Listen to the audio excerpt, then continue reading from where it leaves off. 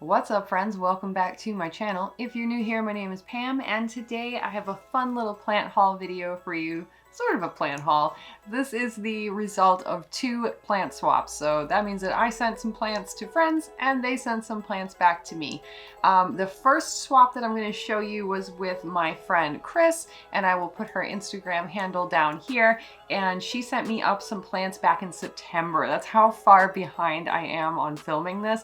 But the upside of this is I did take some clips of me actually unboxing the plants, which I can cut in, and I have them here and they're nice and acclimated. They're grown out. Some of them have started rooting. Like, I can show you how they're doing. So this is like half of a haul video, half of an update video. One of my favorite parts about the plant community is how just delighted most people are to swap cuttings with their plant friends. And if you're one of those people that feel very passionately about how much it sucks that plant prices are through the roof right now, you should look into the hashtag #PropDon'tShop on Instagram. There is an account on there that have created I think it's like a Google form or something. I'm sorry, I can't remember off the top of my head, but I will put their info on the screen or in the description. And they basically have a questionnaire that you can send in, so you'd be able to match up with people that have plants that you want, that maybe have, you know, some wants of their own that you can help out with. That was a confusing way to say trade. I've been filming all day. And I also have a second swap, which was great too, from my friend Pammy over at Pammy's Planty Things. She's recently come back to YouTube. She retired from her job, a long-term job of hers, so congratulations, Pammy. So if you haven't been to her channel in a while, be sure to stop by and welcome her back to PlantTube. Okay, so let me get into showing you what these fabulous ladies sent to me. Okay, so we will start with Chris because she is the one that sent me the package back in September.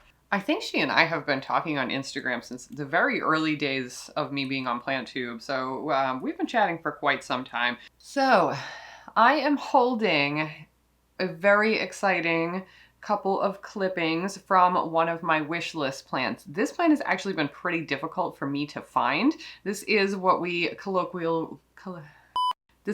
colloquially refer to as the Black Pagoda lipstick plant. And you can see, very exciting, that I can show this to you.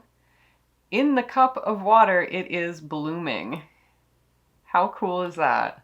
And there's actually a couple of buds at the end of the other one too. And the other one hasn't really even put out much in the way of water roots at all. It is just starting to have like the node grow just a tiny little bit, whereas the other one has quite a bit of roots and is actually, I don't know if you can see this, yeah you can because this camera is awesome, is actually starting to grow some greenery down at the bottom there. So it is definitely time for me to get at least that cutting out of this water, and I will let the other one root a little while longer. I thought I was going to lose that one for a bit, but it pulled through. So I was really excited to get that because that was on my wish list, and I was just thrilled. I don't have them right in front of me, but Chris also sent me a couple little vials of snapdragon seeds and stuff, so that was really cool. And I actually borrowed from that idea and I sent Pammy some scarlet runner beans because I think she'll have a lot of fun growing those up her trellises or something next year.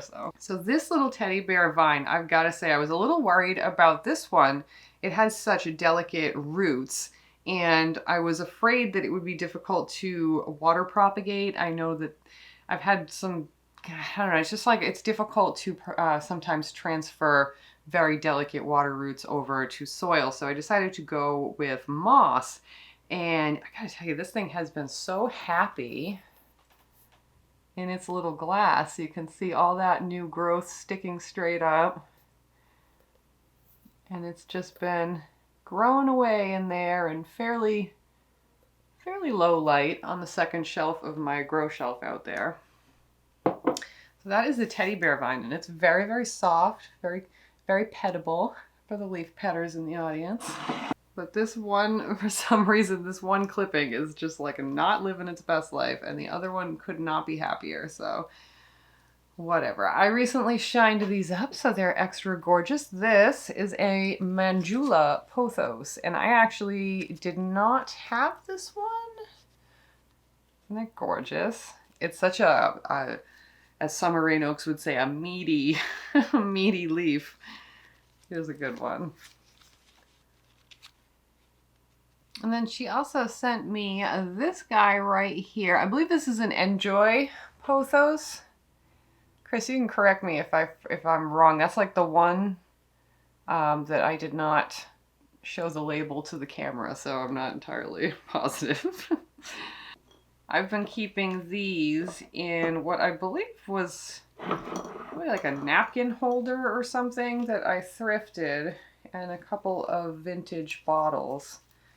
So they just sit inside of here. Thought that was kind of clever. And finally, hopefully I didn't miss any. I'm gonna feel terrible if I did. Finally, I have the 2 Meridianas in here that Chris sent. These are Peperomia Meridianas, and I already had the all green version of it, and I found it to be a very good grower, especially under grow lights, especially in a terrarium or under some kind of glass, but they can grow outside of that. But I thought it would be fun to put them in this like hurricane glass. This is for like candles, and they just have the ability to kind of use the side of the glass for support, and there's a little extra humidity in there. So they seem to be really happy. I'm seeing a lot of growth. I also popped in a Piccolo Banda down here, and just another Peperomia cutting that I had over here. I'd have to B-roll this for you to get the real effect in there. The variegated one is really cool. I actually didn't even know that that was a thing, so I was pretty excited to see that because I really do like the Meridiana. I really do like the Meridiana. And that cutting wasn't doing super great when I first got it, so the fact that it bounced back once I got it in here, I was really, really pleased with that. And I just have some sand at the bottom of this, and then a nice airy substrate on top of it, and I just water carefully, so there's no drainage in there. Okay, so I believe that was all the stuff that Chris sent me. So next up, I will show you the stuff that I got from Pam over at Pammy's Planty Things. She had been so busy for a month. We've both been very busy for the last few months of the fall, and it was really nice to sit on the phone and catch up with her when we did, and we decided to do a plant swap before it got too cold out. So that's why we tried to cram one more in. I think at this point, I mean, there are heating packs, which is fine, but for the most part, I think I'm done with plants in the mail, at least for, you know, a few more months. First up, we have in some water still. I need to put this in some mix now. This is a coleus cutting. This is a Kingswood torch, I think she said. And she had this growing at her house and was trying to overwinter some cuttings using my tips and tricks from my coleus videos. So I'm pretty excited to have somebody else's coleus. That is pretty cool. So far it's doing all right. I'm probably going to cut the stem down a little bit and put it in some soil soon.